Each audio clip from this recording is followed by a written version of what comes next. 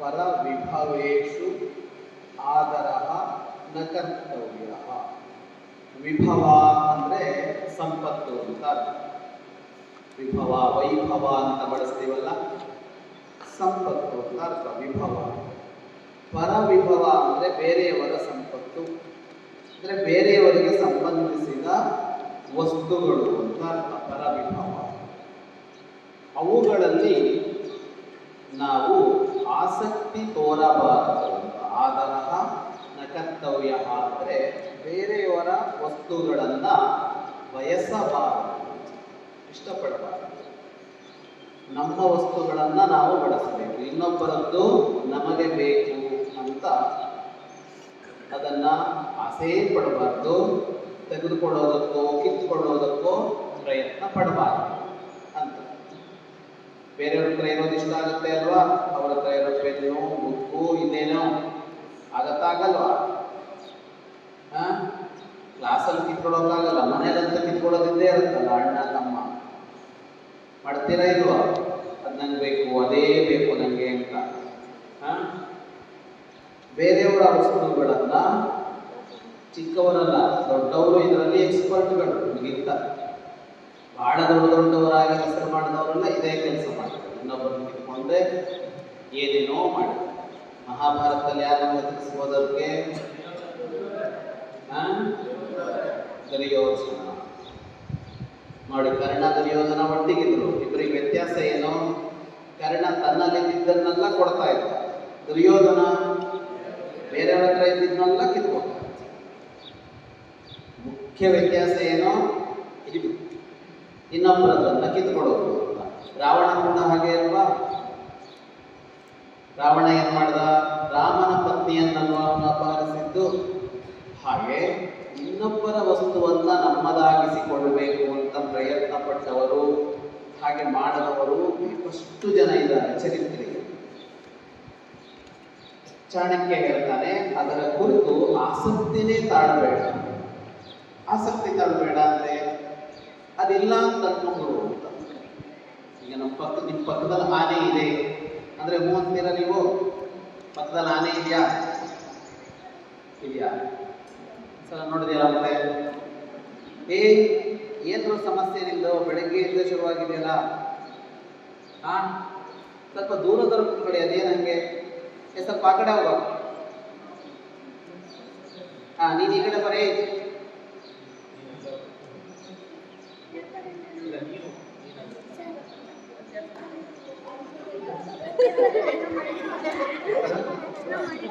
ಯಾರು?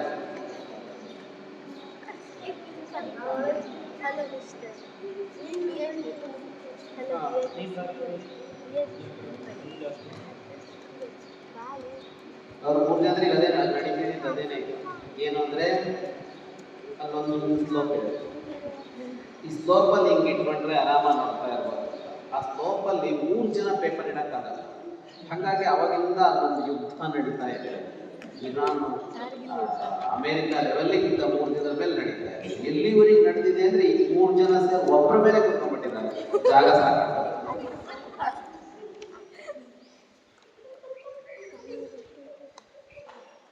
ಪರವಿಭವೇಷು ಆದರಃ ನ ಕರ್ತವ್ಯ. ಅದೇ ಮನೆ ಕರಡು ಹೋಗಿ ಬರುತ್ತೆ ನಾ ಸ್ಲೋಪು. 1 ಗಂಟೆ ಪಾಠ ಮುಗಿಯೋ ತನಕ ಇರೋದು ಎದುರಿಗೆ. ಏನ್ ಮಾಡ್ಬೇಕು? ಏನ್ ಹೇಳಕ್ ಹೊರಟೆ? ನಿಮ್ಮ ಪಕ್ಕದಲ್ಲಿ ಆನೆ ಇದೆ ಅಂದ್ರೆ ಆನೆ ಇಲ್ಲ ಅಲ್ವಾ? ಅವಾಗ ಅದ್ರ ಮೇಲೆ ಆಸಕ್ತಿ ಹುಟ್ಟಲ್ಲ, ಆಸೆ ಹುಟ್ಟಲ್ಲ.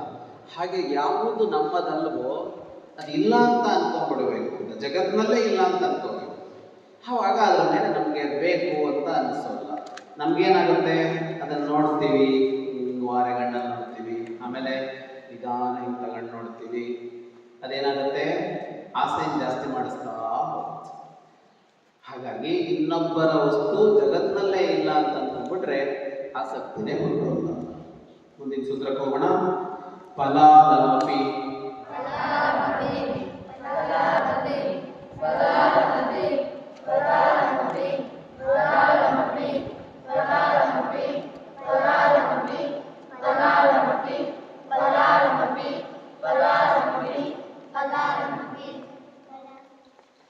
ಪರದ್ರವ್ಯಂ ನ ಹರ್ತವ್ಯಂ परद्रव्यं न हर्तव्यं परद्रव्यं न हर्तव्यं परद्रव्यं न हर्तव्यं परद्रव्यं न हर्तव्यं परद्रव्यं न हर्तव्यं परद्रव्यं न हर्तव्यं परद्रव्यं न हर्तव्यं परद्रव्यं न हर्तव्यं परद्रव्यं न हर्तव्यं परद्रव्यं न हर्तव्यं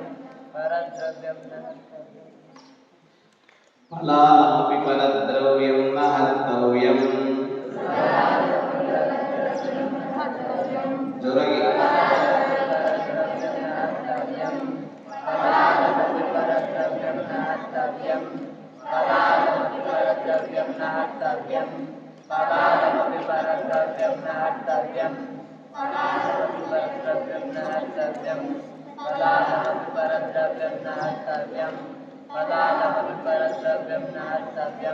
ಫಲಾನಮಪಿ ಪರದ್ರವ್ಯಂ ನ ಹರ್ತವ್ಯಂ ಜೋರಾಗಿ ಸರಿ ಮಾಡ್ಕೊಳ್ಳಿಲ್ಲ ಏನು ಹೇಳು ಅಂತ ಹೇಳಿದ್ವಲ್ಲ ನೀನು ಒಂದು ಸೂತ್ರನ ಹಿಡಿಬೇಕು ತನಕ ಹೇಳ್ತಿದ್ದೆ ನಾನು ನಿನ್ನೆ ಮೊನ್ನೆ ಎಲ್ಲ ಫಲಾಲ ಅಂದ್ರೆ ಈ ಧಾನ್ಯಗಳು ಬೆಳೀತಾವಲ್ಲ, ಧಾನ್ಯಗಳು ಬೆಳೆದ ಮೇಲೆ ಅದು ಬೆಳೆದ ಹುಲ್ಲಿರುತ್ತೆ ನೋಡಿ, ಆ ಹುಲ್ಲು ಒಣಗಿದ ಹುಲ್ಲು, ಅದಕ್ಕೆ ಫಲಾಲ ಅಂತ ಹೆಸರು. ಈಗ ಭತ್ತ ಬೆಳಿತೀವಿ, ಭತ್ತ ತೆಗೆದುಕೊಂಡ್ಮೇಲೆ ಕೆಳಗಡೆ ಹುಲ್ಲಿರುತ್ತಲ್ವ ಒಣ ಹುಲ್ಲು, ಹಾಗೆ ಎಲ್ಲೋದ್ರಲ್ಲೂ ಒಣ ಹುಲ್ಲಿರುತ್ತೆ. ಸಾಧಾರಣ ಏನು ಮಾಡ್ತೀವಿ, ನಾವು ಧಾನ್ಯವನ್ನು ತೆಗೆದುಕೊಳ್ತೀವಿ, ಆ ಒಣ ಹುಲ್ಲನ್ನ ಬಿಡ್ತೀವಿ, ಅದು ಬೆಲೆ ಇಲ್ಲ. ಎಲ್ಲದಕ್ಕೂ ಅಲ್ಲ, ಕೆಲವದಕ್ಕೂ ಬೆಲೆ ಇರುತ್ತೆ. ಭತ್ತದ ಹುಲ್ಲಿಗೋ ಅಥವಾ ಜೋಳಕ್ಕೋ ಎಲ್ಲ ಬೆಲೆ ಇರುತ್ತೆ, ಎಲ್ಲಿ ಹಸುಗಳು ಇನ್ನೊಂದು ತಿಂತವಲ್ಲ ಅಲ್ಲಿ. ಆದರೆ ಎಲ್ಲದಕ್ಕೂ ಇರೋಲ್ಲ. ಅವುಗಳನ್ನು ಬಿಡ್ತೀವಿ, ಅವುಗಳನ್ನು ತರೋಲ್ಲ, ಒಂದು 2-3 ಹೊತ್ತು ಬಿಟ್ಟು. ಅದಾದರೂ ಕೂಡ ಅದು ಇನ್ನೊಬ್ಬರದ್ದಾದರೆ ತರಬಾರದು ಅಂತ ಈ ಸೂತ್ರ ಹೇಳುತ್ತೆ. ಫಲಾಲಮಪಿ ಪರದ್ರವ್ಯ, ಬೇರೆಯವರದ್ದಾದರೆ ಒಣಗಿದ ಹುಲ್ಲು, ಒಂದು ಹುಲ್ಲು ಅಂತ, ಒಂದು ಹುಲ್ಲು ಕಡ್ಡಿ, ಒಂದು ಲೋಡ, ಇನ್ಯಾರದೋ ಒಂದು ಹುಲ್ಲು ಕಡ್ಡಿ ಇದೆ ಅಂತ ಅನ್ಕೊಳ್ಳೋಣ, ಅದನ್ನ ನಾವು ನಹರ್ತವ್ಯಂ, ತರಬಾರದು. ಹೀಗೆ ಮಾಡಬಾರದು ಅನ್ನೋದಕ್ಕೆ ಒಂದು ಕತೆ ಹೇಳಿದ್ವಲ್ಲ, ಯಾವ ಕತೆ ಇದು? ಬೇರೆಯವರ ಬಗ್ಗೆ ಏನ್ ಕತೆ ಬಂದಿತ್ತು? ಅಣ್ಣನ ತೋಟದ ಹಣ್ಣು ತಿಂದ ಕತೆ ಬಂದಿತ್ತಾ? ಯಾರ ಕತೆ ಇದು? ಶಂಖ ಲಿಖಿತ. ಶಂಖ ಲಿಖಿತ ಯಾವ ಸೂತ್ರಕ್ಕೆ ಅಂತ ಹೇಳ್ತೀರಾ?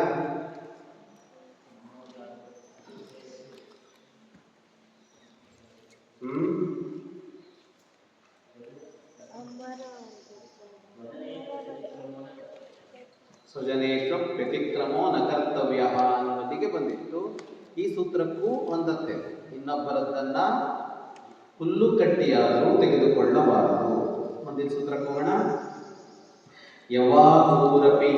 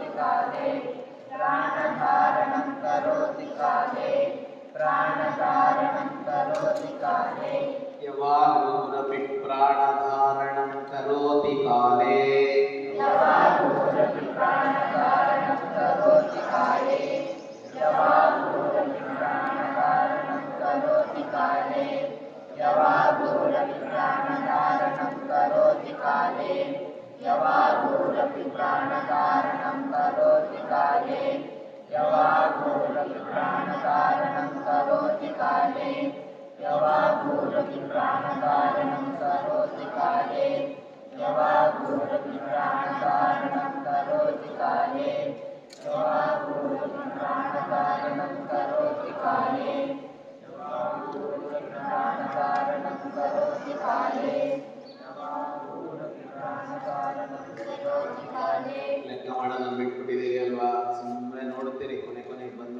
ಮಾಡ್ತಾರ ಅವರು ಯಾರಾದರೂ ಶುರು ಮಾಡಿದ್ರೆ ಮುಂದುವರಿಸೋದು.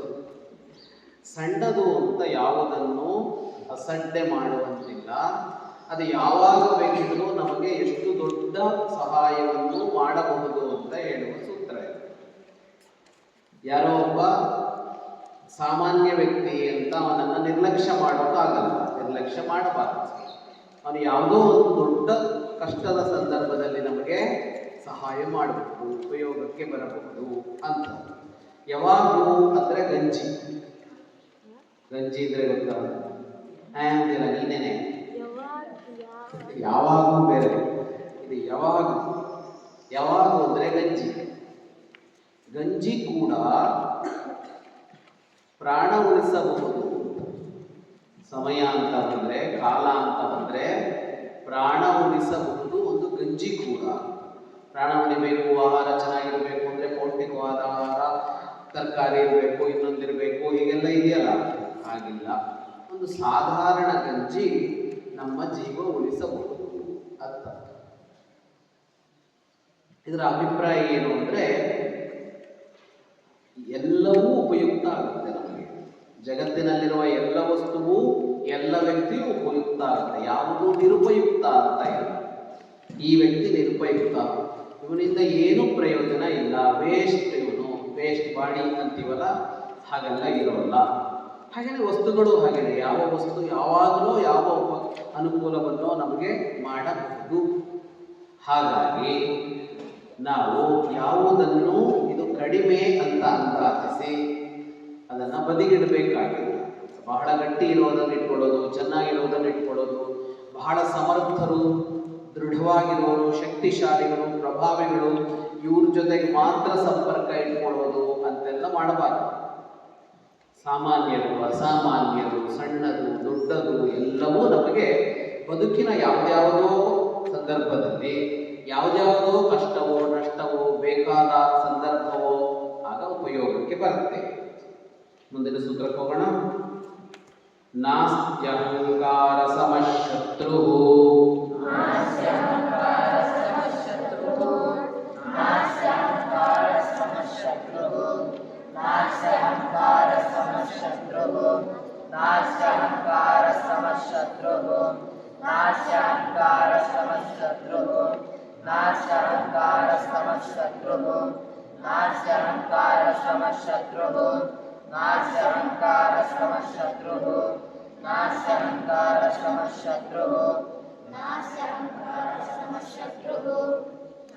ನಾಸ್ತಿ ಅಹಂಕಾರ ಸಮಃ ಶತ್ರು. ಅಹಂಕಾರ ಸಮಃ ಶತ್ರು ನಾಸ್ತಿ.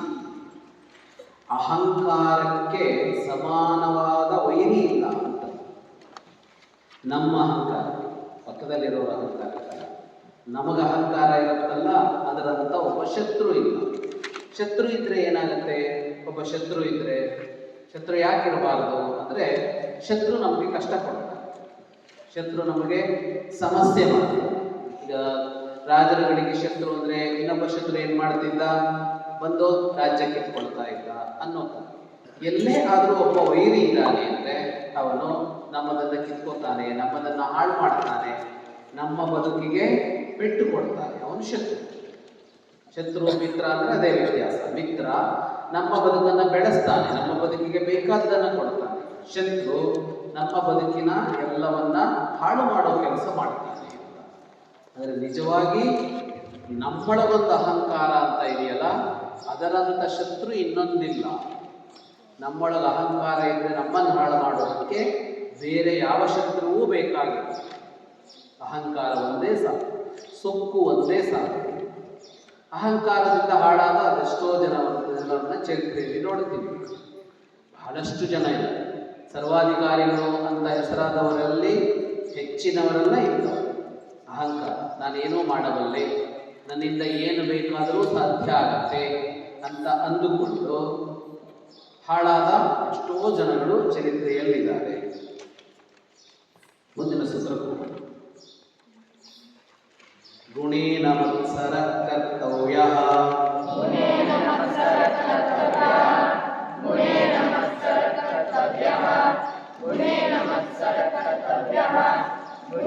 ಮತ್ಸರ ಕರ್ತವ್ಯ ಮತ್ಸರ ಕರ್ತವ್ಯ ಅಲ್ಲ. ಹೇಗೆ ಹೇಳಬೇಕು? ಮತ್ಸರ ಕರ್ತವ್ಯ. ಗುಣೇನ ಮತ್ಸರಃ ಕರ್ತವ್ಯಃ. ಗುಣೇನ ಮತ್ಸರಃ ಕರ್ತವ್ಯಃ. ಗುಣೇನ ಮತ್ಸರಃ ಕರ್ತವ್ಯಃ. ಗುಣೇನ ಮತ್ಸರಃ ಕರ್ತವ್ಯಃ. ಗುಣೇನ ಮತ್ಸರಃ ಕರ್ತವ್ಯಃ. ಗುಣೇ ನ ಮತ್ಸರ ಕರ್ತವ್ಯ.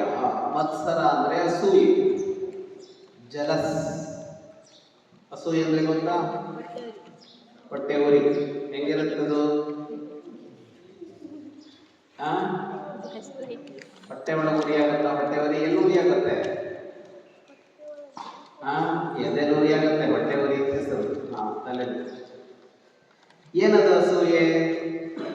ನಮಗಿಂತ ಯಾರಾದರೂ ಮುಂದೆ ಇದ್ರೆ, ನಮಗಿಂತ ನಮ್ಮಲ್ಲಿ ಇಲ್ಲದೇ ಇರುವ ಯಾವುದೋ ವಿಶೇಷ ಅವರಲ್ಲಿದ್ರೆ, ಅದು ಪ್ರತಿಭೆನೋ ಸಾಮರ್ಥ್ಯನೋ ವಸ್ತುನೋ ಇದ್ರೆ, ನಮಗೆ ಸಿಗದೇ ಇದ್ದ ಯಾವುದೋ ಒಂದು ಬೇರೆಯವರಿಗೆ ಸಿಕ್ಕಿದ್ರೆ ಏನಾಗತ್ತೆ? ನಮ್ಗೊಂಥರ ಆಗುತ್ತೆ ಅಲ್ವಾ? ಒಂಥರ ಆಗತ್ತೆ. ಏನು ಅಂತ ಹೇಳೋಕ್ಕಾಗಲ್ಲ, ಹಂಗಾಗತ್ತೆ. ನಿಂತ್ರೆ ನಿಲ್ಲೋಕ್ಕಾಗಲ್ಲ, ಕುಡಿದ್ರೆ ಕುಡ್ಕೊಳೋಕ್ಕಾಗಲ್ಲ, ಆ ಥರ ಆಗುತ್ತೆ. ಅಸೂಯೆ. ಅಸೂಯೆ ಆದರೆ ಏನು ಮಾಡ್ತೀವಿ? ಬೇಕಾದಷ್ಟು ಕೆಲಸ ಮಾಡ್ತೀವಿ. ಅದನ್ನು ಹಾಳು ಮಾಡಕ್ಕೆ ಹೋಗೋರಿದ್ದಾರೆ, ದ್ವೇಷ ಮಾಡೋರಿದ್ದಾರೆ, ಅವರ ಹೆಸರು ಹಾಳು ಮಾಡೋರಿದ್ದಾರೆ, ಅವ್ರು ಸರಿ ಇಲ್ಲ ಅಂತ ಹೇಳೋರು, ಏನೇನೋ ಮಾಡಿ ಒಟ್ಟು ಅದರಿಂದ ಅವನಿಗೇನು ಉಪಯೋಗ ಆಗಬಾರದು ಅಂತ ಮಾಡೋದಕ್ಕೆ ಹೋಗ್ತಾರೆ. ಆದರೆ ಗುಣಗಳ ವಿಷಯದಲ್ಲಿ ಅಸೂಯೆ ಮಾಡಬಾರದು ಅಂತ ಚಾಣಕ್ಯ ಹೇಳ್ತಾರೆ. ಗುಣ ಅಂದರೆ ಕ್ವಾಲಿಟೀಸ್ ಅಂತ. ಎಲ್ಲವೂ ಗುಣಕ್ಕೆ ಸೇರುತ್ತೆ. ಸದ್ಗುಣ, ಒಳ್ಳೆಯ ಗುಣ ಅಂತ ಇದೆಯಲ್ಲ, ಅವುಗಳು ಮಾತ್ರ. ಯಾರಿಗೋ ಹಾಡೋಕೆ ಬರುತ್ತೆ, ಯಾರಿಗೋ ಚಿತ್ರ ಬಿಡಿಸೋಕೆ ಬರುತ್ತೆ, ಏನೇನೋ ಇರುತ್ತೆ, ಯಾರಿಗೋ ಚೆನ್ನಾಗಿ ಅಭಿನಯ ಮಾಡೋಕೆ ಬರುತ್ತೆ. ಇಂತಹ ಎಲ್ಲ ಪ್ರತಿಭೆಗಳಿರ್ತವೆ, ಕೌಶಲಗಳಿರ್ತವೆ, ಕೆಲಸಗಳನ್ನು ತುಂಬ ನೀಟಾಗಿ ಮಾಡೋಕೆ ಬರುತ್ತೆ. ಮೇಷ್ಟ್ರು ಹೊಗಳ್ತಾರೆ ಅವರನ್ನ, ಟೀಚರ್ ಹೊಗಳಿದ ಕೂಡ ಏನಾಗುತ್ತೆ ನಮಗೆ? ಅವ್ರನ್ನ ಕಂಡ್ರಾಗಲ್ಲ ಅಂತ ಶುರುವಾಗುತ್ತೆ. ಅವ್ರು ಏನು ಮಾಡಬೇಕು ಅಂತಿಲ್ಲ ಅಲ್ವಾ? ತುಂಬ ಬುದ್ಧಿವಂತರಿರ್ತಾರಲ್ಲ, ಅವ್ರ ಕಂಡ್ರೆ ಆಗದೆ ಇದ್ದವರೇ ಕ್ಲಾಸಲ್ಲಿ ಜಾಸ್ತಿ ಇರ್ತಾರೆ. ಹಂಗಿರಲ್ವಾ? ಇರತ್ತೆ. ಯಾಕೆ ಅಂದರೆ ನಮ್ಮಲ್ಲಿ ಇಲ್ಲದೆ ಇರೋದು ಅವರಲ್ಲಿದೆ ಅಂತ ಅಂದ್ಕೊಂಡ್ರೆ ನಮ್ಗೇನೋ ಮುಜುಗರ, ಕಸಿ ಬಿಸಿ ಏನೋ ಆಗುತ್ತೆ. ಆದರೆ ಚಾಣಕ್ಯ ಹೇಳ್ತಾನೆ, ಒಳ್ಳೇದು ಆ ಕಡೆ ಇರಲಿದೆಯಾ, ನೀನು ಖುಷಿ ಪಡಬೇಕು. ಯಾರಲ್ಲಿ ಬೇಕಾದರೂ ಇರಲಿ, ಹೊರಟಿತು ಸಂತೋಷ ಪಡಬೇಕೆ ಹೊರತು ಮತ್ಸರ ಪಡಬಾರದು. ಮುಂದಿನ ಸೂತ್ರಕ್ಕೆ ಹೋಗೋಣ. ಶತ್ರೋರಪಿ ಸುಗುಣೋ ಗ್ರಾಹ್ಯಃ. ಶತ್ರೋರಪಿ ಸುಗುಣೋ ಗ್ರಾಹ್ಯಃ. ಶತ್ರೋರಪಿ ಸುಗುಣೋ ಗ್ರಾಹ್ಯಃ. ಶತ್ರೋರಪಿ ಸುಗುಣೋ ಗ್ರಾಹ್ಯಃ. ಶತ್ರೋರಪಿ ಸುಗುಣೋ ಗ್ರಾಹ್ಯಃ. ಶತ್ರೋರಪಿ ಸುಗುಣೋ ಗ್ರಾಹ್ಯಃ. ಶತ್ರೋರಪಿ ಸುಗುಣೋ ಗ್ರಾಹ್ಯಃ. ಶತ್ರೋರಪಿ ಸುಗುಣೋ ಗ್ರಾಹ್ಯಃ. ಶತ್ರೋರಪಿ ಸುಗುಣೋ ಗ್ರಾಹ್ಯಃ. ಶತ್ರೋರಪಿ ಸುಗುಣೋ ಗ್ರಾಹ್ಯಃ. ಶತ್ರೋರಪಿ ಸುಗುಣೋ ಗ್ರಾಹ್ಯಃ. ಒಳ್ಳೆಯ ಗುಣ ಎಲ್ಲಿ ಇದ್ರೂ ಅದನ್ನು ತೆಗೆದುಕೊಳ್ಳಬೇಕು, ಸ್ವೀಕಾರ ಮಾಡಬೇಕು. ಅದು ಶತ್ರುವಿನಲ್ಲಿದ್ದರೂ ಕೂಡ. ಇದು ಇಲ್ಲಿ ಗುಣ ಅಂದರೆ ಒಳ್ಳೆಯ ಸ್ವಭಾವ.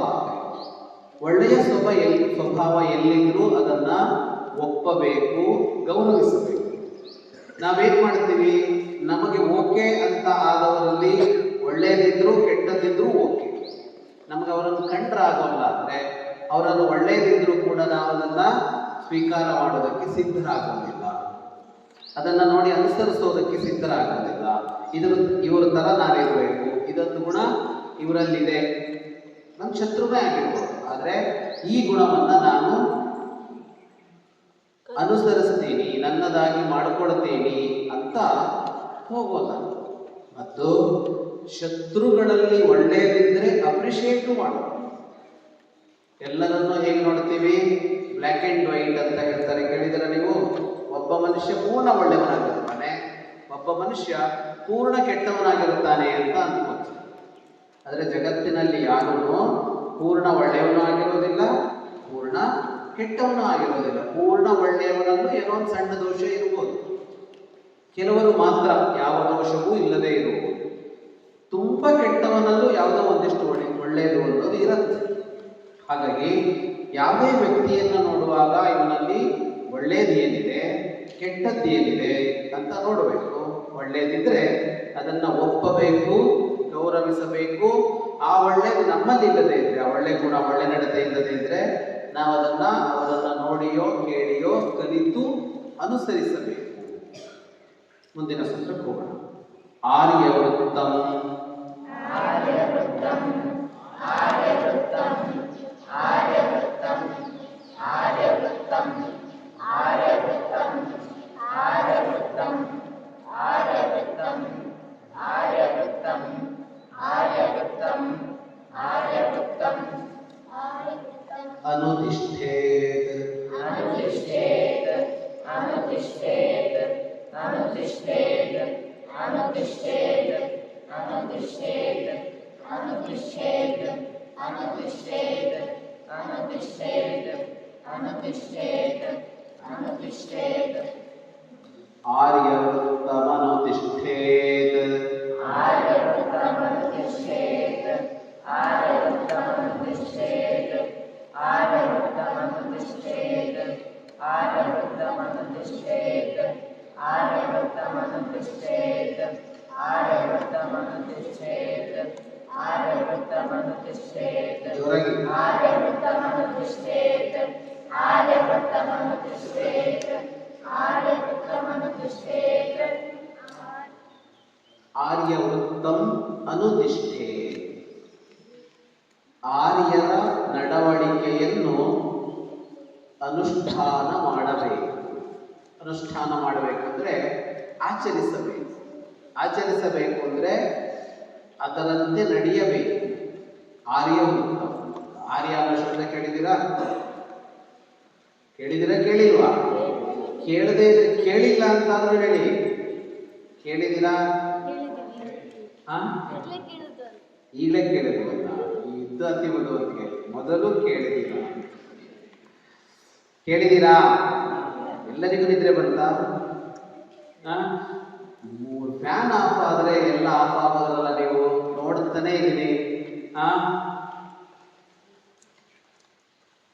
ಆರ್ಯರು ಅಂತ ಅಂದ್ರೆ ಸಜ್ಜನರು ಅಂತ ಅರ್ಥ. ಆರ್ಯರು ಅಂದ್ರೆ ಸಜ್ಜನರು, ವಿವೇಕಿಗಳು, ಸಜ್ಜನರು, ತಿಳುವಳಿಕೆ ಇರುವಂಥವರು, ಭಗವಂತನನ್ನ ಕಂಡವರು. ಹೀಗೆ ಬಹಳ ಅರ್ಥ ಇದೆ. ದೊಡ್ಡವರು ಅಂತೂ ಆರಾತ್ ಸ್ಥಿತಂ ಸುಷ್ಠು ಈರಯತಿ. ಭಗವಂತನನ್ನ ಕಾಣಬಲ್ಲವರು, ಕಂಡವರು, ದೊಡ್ಡವರು, ಮಹಾತ್ಮರು, ಹಿರಿಯರು, ಎಲ್ಲ ಅರ್ಥ ಆರ್ಯ ಅನ್ನೋ ಶಬ್ದಕ್ಕಿದೆ. ಯಾವುದನ್ನ ಅನುಸರಿಸಬೇಕು, ಯಾವುದನ್ನ ನೋಡಿ ನಾನು ಹೇಗಿರಬೇಕು ಅಂತ ಅನ್ಕೋಬೇಕು ಅನ್ನೋದಕ್ಕೆ ರೋಲ್ ಮಾಡೆಲ್ ಏನು ಅಂತ ಚಾಣಕ್ಯ ಹೇಳ್ತಾ ಇದ್ದಾನೆ. ಮಾದರಿ, ಆದರ್ಶ, ರೋಲ್ ಮಾಡೆಲ್ ಅಂತ ಹೇಳ್ತೀವಲ್ಲ, ಹೇಗಿರಬೇಕು ಅಂತ ಅಂದಾಗ ಯಾರನ್ನು ನೋಡಬೇಕು, ಅವರನ್ನು ನೋಡಿ ಅವರ ತರಹ ನಾವು ನಡವಳಿಕೆ ಮಾಡ್ಕೋಬೇಕಾಗುತ್ತೆ, ಅಭ್ಯಾಸ ಮಾಡ್ಕೋಬೇಕಾಗುತ್ತೆ. ನಡವಳಿಕೆ ಯಾರನ್ನು ನೋಡಿ ಅಂತ ಅಂದರೆ ಈ ತರಹ ಆರ್ಯರಾಗಿರಬೇಕು. ಆರ್ಯರು ಅಂದರೆ ಇಷ್ಟೆಲ್ಲ ತರಹದಲ್ಲಿ ಯಾರಲ್ಲೂ ಏನೋ ಇರ್ಬೋದು, ಅದನ್ನು ನೋಡಿ ಅನುಸರಿಸುವುದು. ಯಾಕೆ ಈ ಮಾತನ್ನು ಅವನು ಚಾಣಕ್ಯ ಹೇಳ್ತಾನೆ ಅಂತ ಅಂದರೆ, ನಾವು ಸಾಧಾರಣವಾಗಿ ಬೇರೆಯವರನ್ನ ನೋಡಿಯೇ ಕಲಿತಾ ಹೋಗೋದು. ಬಾಲ್ಯದಲ್ಲಿ ಅಂತೂ ಬೇರೆಯವರನ್ನು ನೋಡಿ ಕಲಿತೀವಿ. ದೊಡ್ಡವರಾದ ಮೇಲೂ ಯಾರನ್ನೋ ನೋಡಿ ಅನುಸರಿಸ್ತೀವಿ. ಫ್ಯಾಷನ್ಗಳೆಲ್ಲ ಬರುತ್ತಲ್ಲ, ಈ ಫ್ಯಾಷನ್ಗಳೆಲ್ಲ ಹೆಂಗೆ ಬರುತ್ತೆ? ಒಂದು ಹಳ್ಳಿವರೆಗೆ ಹೆಂಗೆ ಬರುತ್ತೆ? ಮೂವಿ ನೋಡಿ ಬರುತ್ತಲ್ವಾ? ಮೂವಿ, ಮಾಡೆಲ್ಸು, ಆ್ಯಡ್ಸು, ಅದೆಲ್ಲ ನೋಡಿ ಅದು ಬರ್ತಾ ಹೋಗುತ್ತೆ. ಅದಕ್ಕೆ ಅಮೆರಿಕ ತುದಿಲಿರೋ ಒಂದು ಫ್ಯಾಷನ್ನು ಇಂಡಿಯಾದ ಯಾವುದೋ ಹಳ್ಳಿಗೂ ಬಂತಲ್ಲ. ಹೇಗೆ ಅದನ್ನು ನಾವು ಬಳಸೋದಕ್ಕೆ ಆರಂಭ ಮಾಡ್ತೀವಿ ಅಂದರೆ ನೋಡ್ತೀವಿ. ಹೇರ್ ಕಟಿಂಗ್ ಸ್ಟೈಲ್ ಇರುತ್ತೆ, ಯಾರೋ ಮಾಡ್ಕೊಂಡು ಬಂದಿರ್ತಾರೆ. ನೆಕ್ಸ್ಟ್ ಮಾಡುವಾಗ ನಾವು ಅದನ್ನು ಮಾಡ್ಕೊತೀವಿ. ಸಲೂನ್ಗಳಲ್ಲಿ ಫೋಟೋ ಹಾಕಿರ್ತಾರೆ, ಎಲ್ಲ ಹಾಕಿರ್ತಾರಲ್ವಾ, ಹಿಂಗೆ ಬೇಕಾ ಅಂತ. ಎಲ್ಲ ವಿಷಯಗಳಲ್ಲೂ ಹಾಗೆ ನಾವು ಇನ್ನೊಬ್ಬರನ್ನ ನೋಡಿ ಅನುಕರಣೆ ಮಾಡ್ತೀವಿ. ನೋಡಿ ಅನುಕರಣೆ ಮಾಡ್ತೀವಿ. ಅನುಸರಣೆ ಅಂತ ಒಂದಿದೆ, ಅನುಕರಣೆ ಅಂತ ಒಂದಿದೆ, ಎರಡು. ಅನುಸರಣೆ ಅಂದ್ರೆ ನಾವು ಹಾಗೆ ಆಗೋದು, ಅನುಕರಣೆ ಅಂದ್ರೆ ಕಾಪಿ ಮಾಡ್ಕೊಂಡು ಎಲ್ಲಾ ವಿಷಯಗಳಲ್ಲಿ ಅವರೇನು ಮಾಡ್ತಾರೋ ನಾವು ಅದನ್ನು ಮಾಡೋದು. ಇದಕ್ಕಿದ್ದಂಗೆ ಎಲ್ಲೋ ಯಾವುದೋ ಒಂದು ಹೊಸ ಆಹಾರ ಶುರುವಾಗುತ್ತೆ, ಇದನ್ನು ತಿನ್ನಿ ಅಂತ ಶುರು ಮಾಡ್ತಾರೋ ಸರಿ, ಎಲ್ಲಾ ಕಡೆಗೆ ಯಾವ ಅದನ್ನು ತಿನ್ನಿ ಇವತ್ತಿಂದ, ಇದನ್ನು ತಿನ್ಬೇಡಿ, ಇದನ್ನು ತಿನ್ಬೇಡಿ ಅಂತ ಏನೇನೋ ಎಲ್ಲ 10,000 ಹೆಜ್ಜೆ ವಾಕಿಂಗ್ ಮಾಡಿ ಅಂತ ಯಾರೋ ಅದನ್ನು ಶುರು ಮಾಡ್ತಾರೆ. ಆಯಿಲ್ ಪುಲ್ಲಿಂಗ್ ಮಾಡಿ ಅಂತಾರೆ, ಅದನ್ನು ಶುರು ಮಾಡ್ತಾರೆ. ಮಿಲೆಟ್ಸ್ ತಿನ್ನಿ ಅಂತಾರೆ, ಇದನ್ನು ಶುರು ಮಾಡ್ತಾರೆ. ಏನೇನೋ ಬರ್ತಲೇ ಇರುತ್ತೆ 3 ದಿನಕ್ಕೆ. ಅಂದರೆ ಒಳ್ಳೆಯದು ಅನ್ನುವ ವಿಷಯದಿಂದ ಆರಂಭ ಮಾಡಿ ಆಹಾರ, ಬಟ್ಟೆ, ಕೂದಲಿನ ಸ್ಟೈಲು ಎಲ್ಲವುದರಲ್ಲೂ ನಾವು ಇನ್ನೊಬ್ಬರನ್ನ ಅನುಸರಿಸ್ತಾ ಇರ್ತೀವಿ, ನೋಡಿ ಅನುಸರಿಸ್ತಾ ಇರ್ತೀವಿ. ಹಾಗಾಗಿ ಮನುಷ್ಯ ಹೇಗೆ ಅಂತ ಕೇಳಿದರೆ ಇನ್ನೊಬ್ಬರನ್ನ ನೋಡ್ತಾನೆ, ಅದರಂತೆ ತಾನಿರೋದಕ್ಕೆ ಹೋಗ್ತಾನೆ. ಇದು ಮನುಷ್ಯನ ಸಹಜ. ಆಗ ಅದನ್ನು ಸರಿ ಮಾಡಬೇಕು ಅಂದರೆ ಏನು ಮಾಡಬೇಕು? ಯಾರನ್ನ ನೋಡಿ ಅನುಸರಿಸಬೇಕು, ಯಾರನ್ನ ನೋಡಿ ಅನುಸರಿಸಬಾರದು ಅಂತ ಒಂದು ಕ್ರಮ ಬೇಕು, ಒಂದು ವಿಧಾನ ಬೇಕು. ಅದನ್ನು ಚಾಣಕ್ಯ ಹೇಳ್ದ, ಆರ್ಯನು ನಡೆದಂತೆ ನಡೆದುಕೊಳ್ಳಿ. ನಾವು ಯಾರು ನಡೆದಂತೆ ನಡ್ಕೊಳ್ತೀವಿ? ಸೆಲೆಬ್ರಿಟೀಸ್ ನಡ್ಕೊಳ್ತೀವಿ. ಅವ್ರದ್ದು ಏನು ಸ್ಟೈಲ್ ಇದೆಯೋ, ಸಿನಿಮಾದಲ್ಲಿ ಒಂದು ಸ್ಟೈಲ್ ಬಂದರೆ ಮಾನ್ಯದಿಂದ ಶುರುವಾಯಿತು. ನಮ್ಮ ಕೂದಲೆಲ್ಲ ಬೇರೆ ಬೇರೆ ಥರ ಇರುತ್ತೆ ಅಲ್ವಾ? ಅವ್ರು ಕೆಟ್ಟವರು ಅಂತಲ್ಲ, ಅವ್ರು ಆರ್ಯರಾಗಿದ್ದರೆ ಪರವಾಗಿಲ್ಲ, ಅವರನ್ನೇ ಅನುಸರಿಸೋಣ. ಹೌದಾ ಅಂತ ನೋಡ್ಬೇಕು. ಅವರ ಲೈಫ್ ಸ್ಟೈಲ್ ಹೇಗಿದೆ, ನಿಜವಾಗಿ ಜೀವನದಲ್ಲಿ ಹೇಗಿರ್ತಾರೆ, ಅವರು ಅಭಿನಯ ಚೆನ್ನಾಗಿ ಮಾಡ್ತಾರೆ ಅನ್ನೋ ಥರನೇ ಲೈಫಲ್ಲೂ ಒಳ್ಳೆಯವರ, ಒಳ್ಳೆಯ ಕೆಲಸ ಮಾಡ್ತಾರ, ಅವ್ರಿಗೆ ವಿವೇಕ ಇದೆಯಾ, ತಿಳುವಳಿಕೆ ಇದೆಯಾ ಅಂತೆಲ್ಲ ನೋಡಿ ಅನುಸರಿಸಬೇಕೇ ಹೊರತು ಸುಮ್ಮನೆ ಅನುಸರಿಸಬಾರದು. ಮನುಷ್ಯನಿಗೆ ಅನುಕರಣೆ ಮತ್ತು ಅನುಸರಣೆ ಬಹಳ ಸಹಜವಾದದ್ದು. 99 ಜನ ಏನು ಮಾಡ್ತಾರೆ? ಇನ್ನೊಬ್ಬರ ಮಾಡಿದ್ದನ್ನು ನೋಡಿ ತಾವು ಮಾಡುತ್ತಾರೆ ಅಂತ. ಮುಂದೆ ಹೋಗೋಣ. ಕದಾಪಿ ಮರ್ಯಾದಾಂ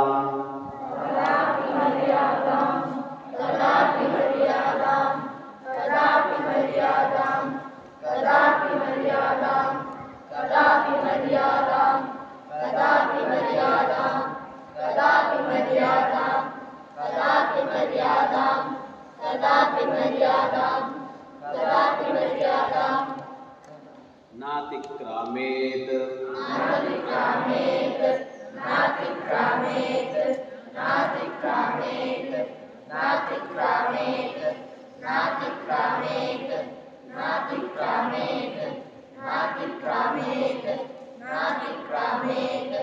ಕದಾಪಿ ಮರ್ಯಾದಾಂ ನಾತಿಕ್ರಾಮೇತ್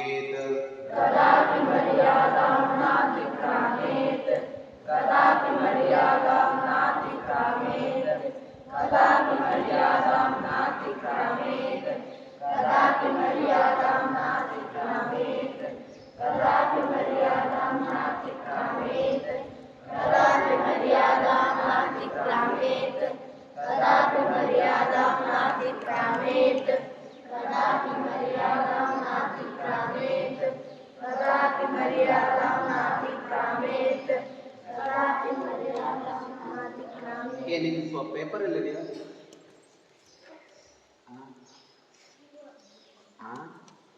ತಿಂದಿಯಾ, ಕುಡಿದೆಯಾ, ಎಲ್ಲೋಯ್ತಾ? ಕಳೆದೋಯ್ತಾ? ಮತ್ತೆ ಇದು ತಗೊಳ್ಬೇಕು ತಾನೆ, ತಗೊಂಡ ಆಮೇಲೆ ತಂದಿಡ್ಬೇಕು ತಾನೆ, ಬಾಯಿಲಿ ತಗೊಂಡೋಗಿದ್ನ. ಕದಾಪಿ ಮರ್ಯಾದ ನಾತಿಕ್ರಾಮೆ. ಮರ್ಯಾದೆ ಅಂತ ಕೇಳಿದ್ದೀರಾ? ಮಾನ ಮರ್ಯಾದೆ ಅಂತ ಕೇಳಿದ್ದೀರಾ? ಎಲ್ಲಿ ಕೇಳಿದಿರಿ? ಬೈಯುವಾಗ ಬಯಸ್ಕೊಡ್ಬೇಕಿದ್ರೆ ಅದೇನೆ. ಮರ್ಯಾದೆ ಇದೆಯಾ ನಿಮಗೆ, ಮಾನ ಇದೆಯಾ ನಿಮಗೆ, ಮಾನಗೆಟ್ಟವರು, ಮರ್ಯಾದೆಗೆಟ್ಟವರು ಅಂತೆಲ್ಲ ಬೈತಾರಲ್ವಾ? ಹಂಗಂದ್ರೆ ಏನು? ಅಲ್ಲೋ ಪಟ ನೀನು ಆಮೇಲೆ ಮಾಡೋದು. ಏನು ಮಾನ ಮರ್ಯಾದೆ ಅಂದರೆ? ಮಾನ ಮರ್ಯಾದೆ ಅಂದರೆ ಅಳತೆ. ಮರ್ಯಾದೆ ಅಂದರೆ ಅದು ಅಳತೆ. ಮರ್ಯಾದ, ಅಭಿವಿಧಿ ಅಂತ 2 ಅಳತೆ. ಇಲ್ಲಿಂದ ಅಲ್ಲಿವರೆಗೆ ಅಂತ ಹೇಳ್ತೀವಲ್ವ ನಾವು. ಆ? ಇಲ್ಲಿಂದ ಅಲ್ಲಿವರೆಗೆ ನನ್ನ ಜಾಗ ಅಂತ ಹೇಳ್ತೀವಿ. ಯಾವುದೋ ಒಂದನ್ನ ಇಟ್ಕೊಂಡು ನಿಮ್ಮ ಹೊಲ ಎಲ್ಲಿವರೆಗಿದೆ ಅಂದ್ರೆ ಅಲ್ಲೊಂದು ಮರ ಕಾಣ್ತಾ ಇದೆಯಲ್ಲ, ತೆಂಗಿನ ಮರ ಕಾಣ್ತಾ ಇದೆಯಲ್ಲ, ಅಲ್ಲಿವರೆಗೆ ನನ್ನ ಜಾಗ ಅಂತ ಗಡಿ ಹೇಳ್ತೀವಲ್ಲ. ಇದಕ್ಕೆ ಮರ್ಯಾದ ಅಭಿವಿಧಿ ಅಂತ ಎರಡು ಥರದ್ದು ಹೇಳ್ತಾರೆ. ಗಡಿ ಹೇಳುವಾಗ ಎರಡು ಥರ ಇರುತ್ತೆ. ಗಡಿಯ ಗುರುತಿಗೆ ಯಾವುದನ್ನು ಹೇಳಿರ್ತೇವೋ ಅದು ಸೇರ್ಕೊಂಡಿರೋದು ಒಂದು, ಅದು ಸೇರದೇ ಇರೋದು ಒಂದು. ಅಲ್ಲೊಂದು ಮರ ಕಾಣಿಸುತ್ತಲ್ಲ ದೊಡ್ಡದು, ಅಲ್ಲಿವರೆಗೆ ಅಂದ್ರೆ ಆ ಮರನು ಸೇರಿನ ಮರನು ಬಿಟ್ಟ ಅಂತ ಎರಡು ಥರ ಇರುತ್ತೆ. ಅದೇನಾದರೂ ಇರಲಿ. ಮರ್ಯಾದ ಅಂದ್ರೆ ಏನು, ಮಾನ ಅಂದ್ರೆ ಏನು ಅಂದ್ರೆ ಅಳತೆ. ಎರಡು ತರಹದ ಅಳತೆ. ಒಂದು ನೆಲದ ಅಳತೆ ಇರುತ್ತೆ, ಉದ್ದ ಅಗಲ ಎತ್ತರ ಅನ್ನುವ ಅಳತೆ ಇರುತ್ತೆ. ಇನ್ನೊಂದು ತೂಕ ಅಂತಂದಿರುತ್ತಲ್ವಾ, gram, KG, quintal, ton, litre ಅಂತೆಲ್ಲ ಇರುತ್ತಲ್ವಾ. ಇನ್ನೊಂದು ತೂಕದ ಅಳತೆ. ಇನ್ನೊಂದು ಯಾವ್ದು ಅಳತೆ, ಉದ್ದ ಅಗಲಗಳ ಅಳತೆ ಅಂತ ಇರುತ್ತೆ. ಮಾನ ಮರ್ಯಾದೆ ಅಂದ್ರೆ ಅದು. ಮಾನ ಅಂದ್ರೆ ಯಾವುದು, ತೂಕ. ಮರ್ಯಾದ ಅಂದ್ರೆ ಯಾವುದು, ಉದ್ದ ಅಗಲ ಎಷ್ಟು. ಮರ್ಯಾದ ಅಂತ ಅನ್ನುವಾಗ ಅಂದ್ರೆ ಮರ್ಯಾದ ಅಂದ್ರೆ ಉದ್ದ ಅಗಲ ಅಂತಲ್ಲ, ಆ ಅಳತೆಯ ಕೊನೆಯ ಭಾಗಕ್ಕೆ ಮರ್ಯಾದ ಅಂತ ಹೆಸರು. ಯಾವುದನ್ನು ಒಂದು ನಡೀತೀವಲ್ಲ, ಇಲ್ಲಿಯವರೆಗೆ ಅಂತ ಹೇಳ್ತೀವಲ್ಲ, ಅದು ಮರ್ಯಾದ. ಮರ್ಯಾದೆ ಮೀರಬೇಡ ಅಂತ ಹೇಳುವುದು. ಮರ್ಯಾದೆಯನ್ನು ಮೀರಬೇಡ ಅಂತ. ಮೀರುವುದು ಅಂದ್ರೆ ಅದನ್ನ ದಾಟು, ಅದನ್ನ ದಾಟು. ಮರ್ಯಾದೆಯನ್ನ ದಾಟಬೇಡ ಅಂದ್ರೆ ಇಲ್ಲಿವರೆಗಿರು, ಇದಕ್ಕಿಂತ ಮುಂದೆ ಹೋಗ್ಬೇಡ. ಇಲ್ಲಿವರೆಗಿರು, ಇದಕ್ಕಿಂತ ಆಚೆ ಹೋಗ್ಬೇಡ. ಬಹುಮಾನ ಏನಾದರೂ ಕೊಡ್ಬೇಕೇನೋ, ಸಣ್ಣ ನೂಲಿನಲ್ಲಿ ಒಂದು ನೀರಿನ ಬಾಟಲನ್ನೇ ಎತ್ತಿ ಹಿಡಿದಿದೆಯಾ ಅಂತ ಕೇಳು ಪಾಠನ. ಎಲ್ಲಿದೆ, ಪೇಪರ್ ಎಲ್ಲಿದೆ? ಇಲ್ಲ. ಎಲ್ಲೋಯ್ತು? ಇಲ್ಲಿಯವರೆಗೆ ಒಂದು ಗಡಿ ಅಂತ ಇದ್ರೆ ಅದನ್ನ ದಾಟಬಾರದು, ಸಭ್ಯತೆಯ ಎಲ್ಲೆ ಮೀರಬಾರದು ಅಂತ. ಬದುಕಿಗೊಂದು ಗುರಿ ಅಲ್ಲ, ಬದುಕಿಗೊಂದು ಗಡಿ ಅಂತ ಇರುತ್ತೆ. ಎಲ್ಲರೂ ಇಷ್ಟು ಅಂತ ಇರುತ್ತೆ. ಅದನ್ನ ಮೀರಿ ವರ್ತಿಸಬಾರದು, ಅದನ್ನ ಮೀರಿ ವರ್ತಿಸಬಾರದು. ತಟ್ಟೆ ಇದೆ, ತಟ್ಟೆ ಒಳಗಡೆ ಊಟ ಇರುತ್ತೆ. ಕೈ ಎಲ್ಲಿವರೆಗೆ ಹೋಗ್ಬೇಕು ಊಟ ಮಾಡುವಾಗ? ತಟ್ಟೆಯ ಒಳಗೆ ಎಲ್ಲಿ ಬೇಕಿದ್ರೂ ಓಡಾಡಬಹುದು. ನೆಲಕ್ಕೆ ಹೋದ್ರೆ ತಟ್ಟೆ ಒಳಗೆ ಓಡಾಡಬಹುದು. ಹೀಗೆ ಎಲ್ಲೋದಕ್ಕೂ ಆಟಗಳನ್ನು ಆಡ್ತೀರಲ್ಲ ನೀವು, ಆಟಗಳಲ್ಲಿ ತುಂಬಾ ಮರ್ಯಾದೆಗಳಿರುತ್ತೆ. ಅದ್ರೇನು, ಆಟಗಳಲ್ಲೆಲ್ಲ ಗಡಿರೇಖೆಗಳಿರಲ್ವಾ? ಕ್ರಿಕೆಟ್ ಆಡಿದ್ರೆ ಒಂದು ಗ್ರೌಂಡ್ ಇರುತ್ತೆ, ಎಲ್ಲಿಯವರೆಗೆ ಯಾವುದು ದಾಟಿದ್ರೆ 4 ಅಂತ ಇರುತ್ತೆ ಅಲ್ವಾ? ಅಷ್ಟರೊಳಗೆ ಅಂತ ಇರುತ್ತೆ. ಕಬಡ್ಡಿ ಆಟದಲ್ಲಿ ಇರುತ್ತೆ, ಬ್ಯಾಡ್ಮಿಂಟನ್ ಅಲ್ಲಿ ಇರುತ್ತೆ, ಎಲ್ಲದರಲ್ಲೂ ಇರುತ್ತಲ್ವಾ? ಸಾಧಾರಣವಾದ ಆಟಗಳಲ್ಲೆಲ್ಲ ಎಲ್ಲದರಲ್ಲೂ ಇರುತ್ತೆ. ಲಾಂಗ್ ಜಂಪೋ, ಹೈ ಜಂಪೋ, ರನ್ನಿಂಗ್ ರೇಸು, ಏನೇ ಮಾಡಿದ್ರೂ ಇರುತ್ತೆ. ಒಳಾಂಗಣ ಆಟಗಳಲ್ಲೂ ಇರುತ್ತೆ. ಕೇರಂ ಹೊಡೆಯೋದು ಅಂತ ನೆಲದಲ್ಲಿ ಹಿಡ್ಕೊಂಡು ಹೊಡೆಯಕ್ಕೆ ಬರುತ್ತಾ ಹಬ್ಬದವರೆಗೆ? ಇಲ್ಲ. ಅದ್ರ ಒಳಗಡೆ ಏನೋ ಒಂದಿದೆ ಅಲ್ವಾ? ಚೆಸ್ ಆಡ್ತಾ ಇರ್ತೀರಿ, ಸಣ್ಣ ಸಣ್ಣ ಸಣ್ಣ ಮನೆಗಳಿರ್ತವೆ, ಅದ್ರ ಮೇಲೆ ಇಡಬೇಕು. ತೆಗ್ದ 4 ಇದಾದ ಮೇಲೆ ತಗೊಂಡೋಗಿಡ್ತೀನಿ, ಪ್ಯಾದೇನಾದ್ರೂ ಆಗತ್ತಾ? ಆಗಲ್ಲ. ಅಂದ್ರೆ ನಮ್ಮಷ್ಟು ಆಟಗಳನ್ನ ನೋಡಿ ಅದರಲ್ಲಿ ಏನಿದೆ? ಮರ್ಯಾದೆ ಇದೆ. ಅಂದ್ರೇನೋ ಗಡಿ ಇದೆ, ಒಂದು ಅಳತೆಯ ಗಡಿ ಇದೆ. ಅದನ್ನ ದಾಟಿದ್ರೆ ಔಟ್ ಅಂತ ಹೇಳ್ತೀವಿ ಅಲ್ವಾ? ಲೈನ್ ಕ್ರಾಸ್ ಮಾಡಿದ್ರೆ ಏನಾಗುತ್ತೆ ಆಟಗಳಲ್ಲಿ? ಔಟ್ ಅಂತ ಹೊರಗಾಗುತ್ತೆ. ಲೈನ್ ಕ್ರಾಸ್ ಮಾಡಬಾರ್ದು ಯಾವ ವಿಷಯಕ್ಕೂ ಅಂತ. ಮರ್ಯಾದೆ ಇಲ್ಲ ಅಂತ ಬೈದ್ರ ಅರ್ಥ ಏನು? ಅವನು ಲೈನ್ ಕ್ರಾಸ್ ಮಾಡಿದ್ದಾನೆ. ಅವನು ಎಷ್ಟರೊಳಗೆ ಇರಬೇಕಿತ್ತೋ ವ್ಯಾಪ್ತಿ, ಆ ವ್ಯಾಪ್ತಿಯಲ್ಲಿ ಇಲ್ಲ. ಅವನದ್ದಲ್ಲದ ವ್ಯಾಪ್ತಿಯಲ್ಲಿ ಇದ್ದಾನೆ ಅಂತ ಒರೆಸ್ಕೋಬೇಡ. ಅದಿತ್ತು ಅವನಿಗೆ ನಿದ್ದೆ ಬಂದಿದೆ, ಮಲಗಕ್ಕೆ ಅನುಕೂಲ ಆಗುತ್ತೆ. ಅರ್ಧಕ್ಕಿಂತ ಹೆಚ್ಚು ಜನಕ್ಕೆ ನಿದ್ದೆ ಬರ್ತಾ ಇದೆ. ಯಾಕೆ? ಮುಂದೋಗೋಣ. ನ ಸ್ತ್ರೀರತ್ನ ಸಮಂ ರತ್ನಂ. ಜೋರಾಗಿ, ಎಷ್ಟು ಜೋರಾಗಿ ಹೇಳಬೇಕು ಅಂದ್ರೆ ಪಕ್ಕದಲ್ಲಿ ನಿದ್ದೆ ಬರ್ತಾ ಇದ್ದವರಿಗೆ ಎಚ್ಚರ ಆಗ್ಬೇಕು. ನಿಮಗಂತೂ ಹೆಂಗೋ ಎಚ್ಚರ ಆಗ್ಬೇಕು, ಪಕ್ಕದಲ್ಲಿದ್ದವರಿಗೂ ಎಚ್ಚರ ಆಗ್ಬೇಕು. ಜೋರಾಗಿ ಹೇಳಿ.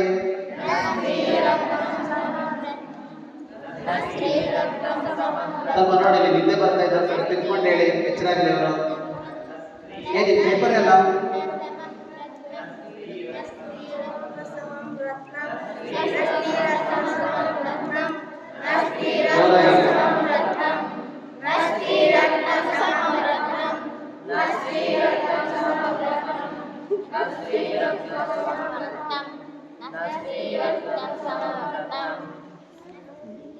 ರತ್ನ ಅಂತ ಕೇಳಿದಿರಾ? ಯಾರದ ಹೆಸರ? ಏನು ರತ್ನ ಅಂದ್ರೆ?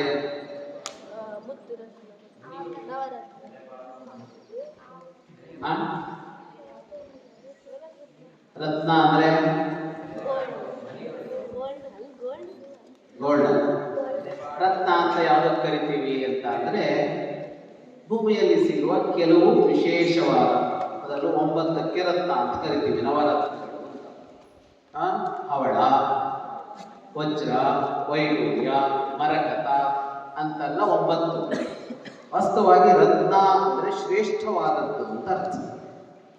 ರತ್ನ ಅಂದ್ರೆ ಶ್ರೇಷ್ಠವಾದದ್ದು. ಒಂದು ಗುಂಪಿನಲ್ಲಿ ಅತ್ಯಂತ ಶ್ರೇಷ್ಠವಾದದ್ದು ಯಾವುದೋ ಅದನ್ನ ಆ ಗುಂಪಿನ ರತ್ನ ಅಂತ ಕರೀತಾರೆ. ಇಲ್ಲಿ ಚಾಣಕ್ಯ ಹೇಳ್ತಾನೆ, ಸ್ತ್ರೀರತ್ನ ಸಮಂ ರತ್ನಂ ನ. ಸ್ತ್ರೀಯಷ್ಟು ಶ್ರೇಷ್ಠವಾದವಳು ಇನ್ಯಾರೂ ಇಲ್ಲ ಅಂತ. ಮನುಷ್ಯರಲ್ಲಿ 2 ಗುಂಪು ಕಾಣಿಸುತ್ತಲ್ವಾ? 2 ಗುಂಪ, 3 ಗುಂಪು.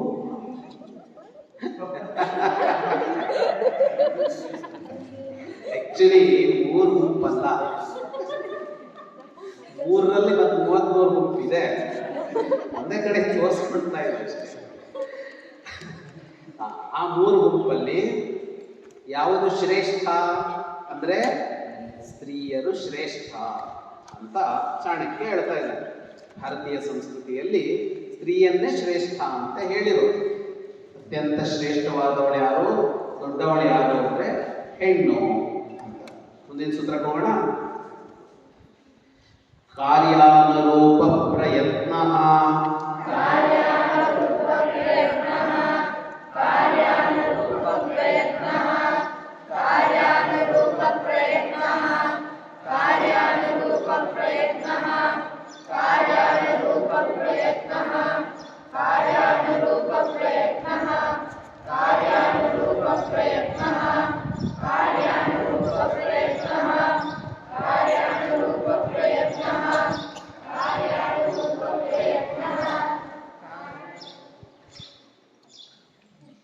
ಯಾವುದೇ ಕೆಲಸ ಆಗಬೇಕು ಅಂದ್ರೆ ಪ್ರಯತ್ನ ಪಡಬೇಕು.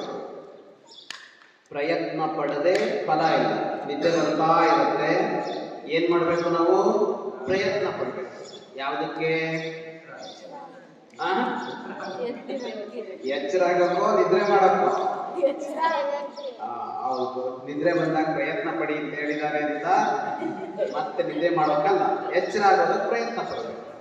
ನಿದ್ದೆ ಬಂದಾಗ ಎಚ್ಚರ ಆಗೋದಕ್ಕೆ ಪ್ರಯತ್ನ ಏನೆಲ್ಲ ಮಾಡ್ಬೋದು? ಏನಾದರೂ ಟ್ರೈ ಮಾಡಿದ್ದೀರಾ? ನಿದ್ದೆ ಬಂದಾಗ ಎಚ್ಚರ ಇರೋದಕ್ಕೆ ಏನ್ ಮಾಡ್ಬೋದು?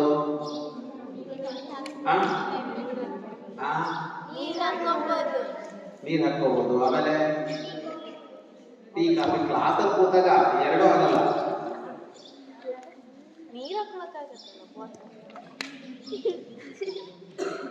ಆ ಕಡೆ ಈ ಕಡೆ ಸ್ವಲ್ಪ ಅಲ್ಲಾಡ್ಬೋದು, ಎದ್ದು ನಿಂತ್ಕೋಬಹುದು, ಕಣ್ಣು ದೊಡ್ಡ ಏನೇನೋ ಮಾಡ್ಬೋದು. ಹಂಗೆಲ್ಲ ಪ್ರಯತ್ನ ಪಡಬೇಕು. ಕಾರ್ಯಾನುರೂಪ ಪ್ರಯತ್ನ. ಒಂದು ಕಾರ್ಯ ಇದೆ, ಒಂದು ಕೆಲಸ ಇದೆ, ಅದಕ್ಕೆ ಅನುರೂಪವಾಗಿ ಪ್ರಯತ್ನ ಇರಬೇಕು ಅಂತ. ಅನುರೂಪ ಅಂದ್ರೆ ಅದಕ್ಕೆ ಹೊಂದಿಕೊಂಡಂತೆ ಅಂತ. ಅಂದ್ರೆ ಆ ಕೆಲಸ ಆಗೋದಕ್ಕೆ ಎಷ್ಟು ಬೇಕೋ ಅಷ್ಟು ಪ್ರಯತ್ನ ಹಾಕಬೇಕು. ಅದಕ್ಕಿಂತ ಜಾಸ್ತಿನೂ ಹಾಕಬಾರ್ದು, ಅದಕ್ಕಿಂತ ಕಡಿಮೆನೂ ಹಾಕಬಾರ್ದು. ನಾವೇನ್ ಮಾಡ್ತೀವಿ, ನಮಗೆ ಅಳತೆ ಗೊತ್ತಿಲ್ಲ, ಯಾವ ಕೆಲಸಕ್ಕೆ ಎಷ್ಟು ಪ್ರಯತ್ನ ಬೇಕು ಅಂತ ಗೊತ್ತಿಲ್ಲ. ಎಷ್ಟೋ ಕೆಲಸಕ್ಕೆ ಅವಶ್ಯಕತೆಗಿಂತ ಹೆಚ್ಚು ಪ್ರಯತ್ನ ಹಾಕ್ತೀವಿ. ಊಟ ಮಾಡುವಾಗ ಅಗೀತಾರಲ್ಲ, ಏನಂತೀರಿ ನೀವು? ಎರಡು ಹಲ್ಲುಗಳ ನಡುವೆ ಸಿಕ್ಕಿಸಿ ಆಹಾರವನ್ನ ಗುಜ್ಜಾಗಿ ಮಾಡ್ತಾರಲ್ಲ, ಎಷ್ಟು ಫೋರ್ಸ್ ಹಾಕಿ ಹೀಗೆ ಅಗಿಬೇಕು ಅಂತ ಯಾವತ್ತಾರ ಯೋಚನೆ ಮಾಡಿದ್ದೀರಾ? ಕೆಲವರು ಸುಮ್ಮನೆ